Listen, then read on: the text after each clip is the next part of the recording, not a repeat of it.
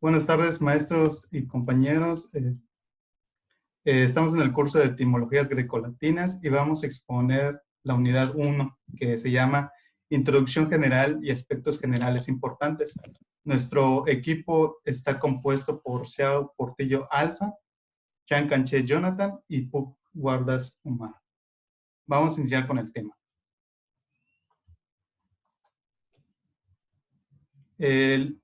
El primer tema es el origen y concepto de las etimologías.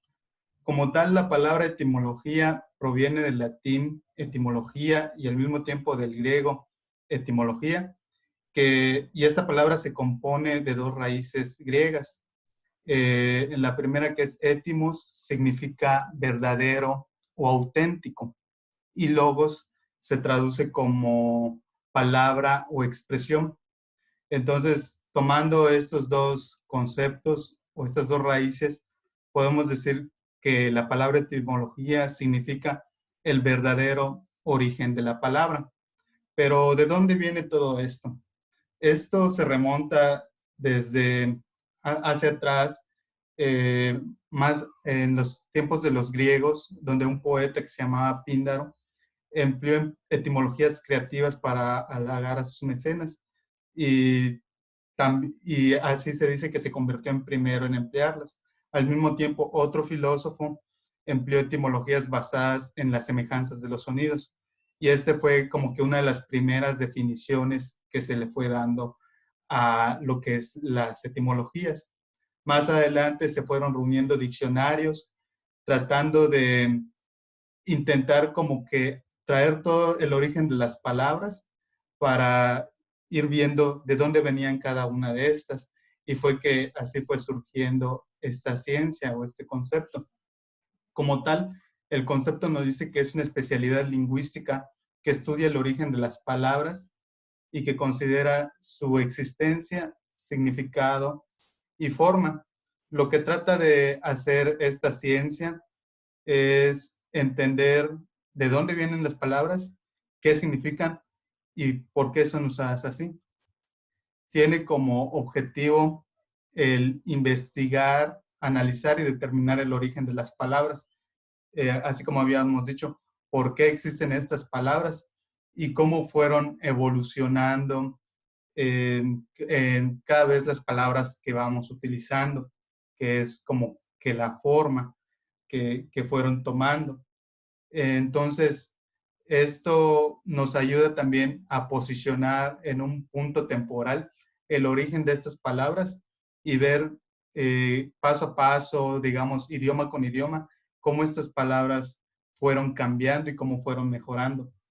El estudiar esta ciencia nos ayuda para que nosotros podamos comprender de mejor manera las palabras que utilizamos al día y también nos ayuda a ampliar nuestro vocabulario personal, nos ayuda también a mejorar nuestra ortografía y a poder, a veces hay palabras que son sinónimos pero vienen de diferentes raíces, entonces también nos ayuda a poder entender la diferencia entre estas palabras y su significado. Ahora vamos a ver el siguiente tema.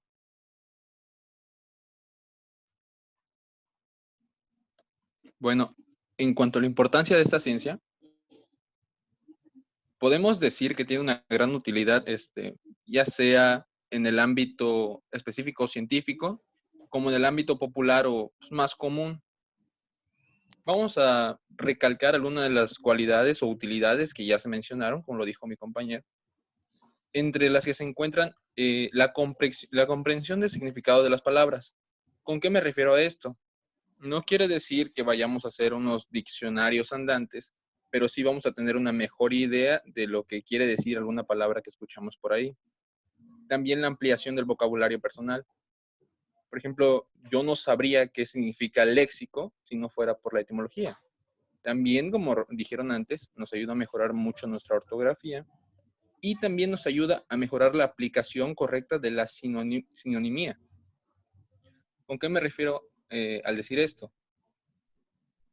Con esto quiero decir que no todas las palabras que escuchamos o utilizamos en vez de otras son 100% equivalentes. y muchas veces las decimos en una conversación y nos estamos equivocando. Ahora lo siguiente. ¿En qué otros aspectos sirve? Sirve como auxiliar a muchas otras ciencias y también áreas del conocimiento humano, entre las que pueden estar la historia, la geografía, la literatura, la antropología, la arqueología y muchas otras. O sea, solo imaginen encontrar algún códex antiguo, algún libro que esté escrito en alguna lengua antigua. Si no fuera por la etimología, no podríamos leerlo o siquiera tratar de descifrar su contenido. O imaginen un arqueólogo que encuentre unas ruinas antiguas y no sepa qué significan algunos grabados en las paredes que él encontró. En el área de la salud también es muy importante esto. Podríamos decir que todo el vocabulario que utilizamos en el área de la salud, ya seas médico, seas enfermero, seas farmacéutico, todo está dictado por las etimologías. Ahora lo que sigue. Incluso si no somos profesionales de la medicina o del área de la salud en general, estas etimologías las estamos viendo desde que estamos preparándonos para hacerlo. Es decir, desde que nosotros vemos la portada de un libro de anatomía o de fisiología o cualquier otro ámbito de la medicina, ya estamos viendo etimologías ahí. El cómo una palabra que nosotros vemos común o vemos a diario está formada por dos o más partes de lenguas antiguas. Lo que sigue.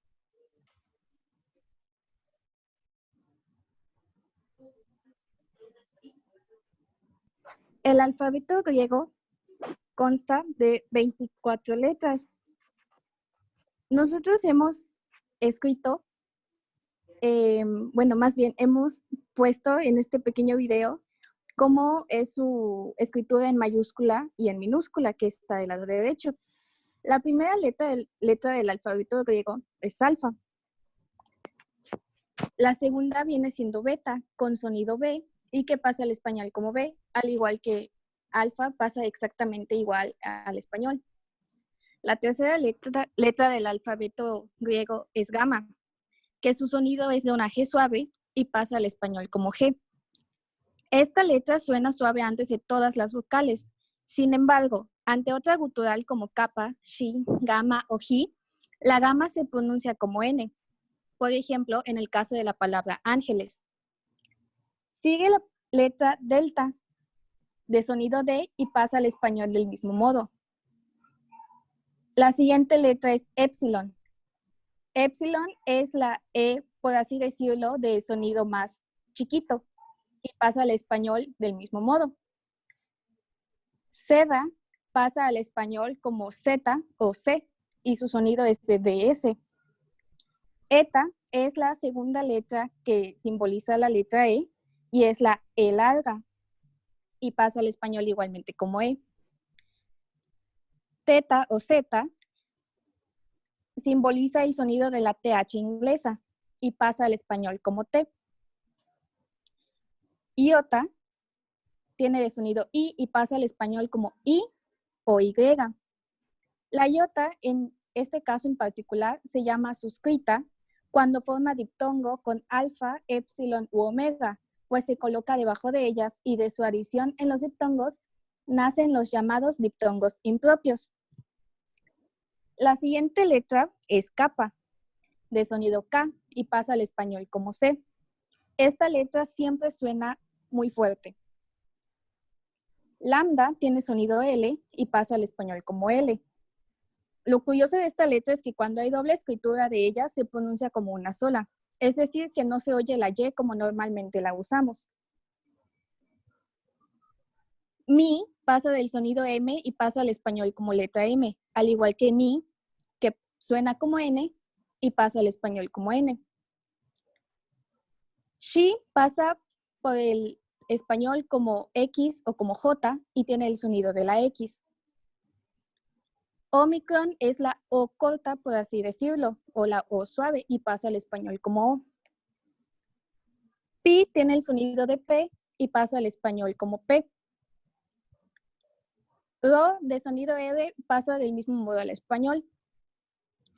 Sigma tiene el sonido de la S y pasa al español como S. Sin embargo, en esta letra en particular tiene dos maneras de escribirse la forma minúscula.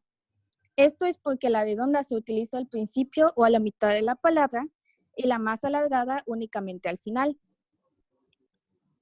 Tau tiene sonido de T y pasa al español como T. Y tiene sonido de Y y pasa al español como U o como I latina. Phi tiene el sonido de F y pasa al español como F. G tiene el sonido de J, sin embargo pasa al español como Q, U, C, K o J. Psi tiene el sonido de psi como de psicología y pasa al español como PS también. Y omega es la última letra del alfabeto griego y su sonido es de la O larga y pasa al español como O. En la siguiente diapositiva podemos ver cómo el alfabeto griego también se divide por consonantes y vocales. Y las consonantes pueden ser dobles, es decir, que presentan dos sonidos con un solo signo. Por ejemplo, shi, seda o psi. O simples, como es el caso de beta, gamma, delta, teta, kappa, lambda, mi, ipsilon, pi, rho, sigma, tau, phi o g. Estos pueden dividirse tomando en cuenta la relación o modo de articulación, la fuerza con la que se pronuncian y el órgano o lugar donde se pronuncian. Por la duración o modo de articulación, las consonantes simples pueden ser momentáneas, como es el caso de beta, gamma, delta, ipsilon, kappa, tau, phi y shi. O continuas, como lambda, mi, ipsilon, rho y sigma. Por la fuerza o manera que se pronuncian pueden ser fuertes, como kappa, lambda, mi, ipsilon, pi, rho y tau. Suaves, como es el caso de beta, gamma y delta, o aspiradas, como teta, sigma, phi o shi. En la siguiente diapositiva podemos ver cómo también estas pueden ser divididas según el órgano con el que se pronuncian. Pueden ser labiales, como es el caso de beta, pi y phi, guturales, como gamma, kappa y shi, dentales, como delta, teta y tau, linguales, como lambda y rho, nasales, como mi, ipsilon y gamma, o silbantes, como sigma. En la siguiente diapositiva, donde hablamos de las vocales, hemos destacado que estas se dividen por su cantidad y por su cualidad. Por su cantidad pueden ser largas como eta u omega, breves como epsilon o indiferentes como es el caso de alfa. Y por su cualidad pueden dividirse en fuertes como alfa y omega y débiles como iota. Pasando al siguiente tema, vamos a destacar que antes de explicar esto debemos recordar que el latín tiene una gran influencia de la cultura griega, siendo pues una de las cunas de la civilización. Recalcando un poco de historia, hay que precisamente recalcar que el alfabeto latín consta de una vasta historia que comienza desde el siglo VI a.C. Su influencia constante por parte de Roma propició su distribución a través de Europa, siendo esta de dominio cada vez más popular, por así decirlo de algún modo, y dando lugar a la existencia del llamado latín vulgar, gracias a figuras como Cicerón y Petronila, quienes visibilizaron esto en sus escritos, desprestigiando, por así decirlo, a la lengua de la ley y del gobierno. De su nacimiento y globalización nacen las llamadas lenguas romances, siendo estos diversos, pues el proceso en sí llevó años. Este proceso también ayudó en gran medida a la difusión de temas de interés, pues antes solo estaban disponibles en latín, limitando así el conocimiento de las mismas. El ejemplo más famoso lo vemos con la Biblia. Dicho esto, podemos pasar a decir que el alfabeto latín consta de tan solo 23 letras y no contenía letras minúsculas, pues algunas consonantes como la B podrían ser usados como vocales.